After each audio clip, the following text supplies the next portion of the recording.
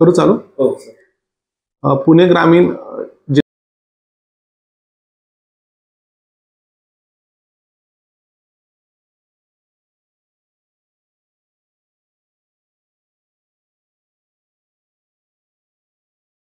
Houses म्हणून आहे, या ठिकाणी एक 2 लोक गांजा विकतात अशी गोपनीय माहिती प्रभारी अधिकारी महादेव वाघमोडे यांना मिळाली होती. त्या अनुषंगानं त्या ठिकाणी पोलिसांनी छापा कारवाई केली. यामध्ये जवळपास 28 किलोग्राम वजनाचा जवळपास 7 लाख रुपये किमतीचा गांजा जप्त करण्यात आलेला आहे. आणि यामध्ये एकूण आतापर्यंत तपासामध्ये 3 आरोपी आपण निष्पन्न केलेले आहेत.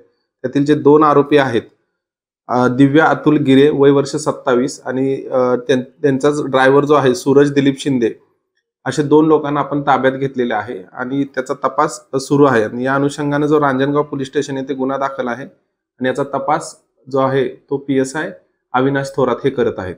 धन्यवाद.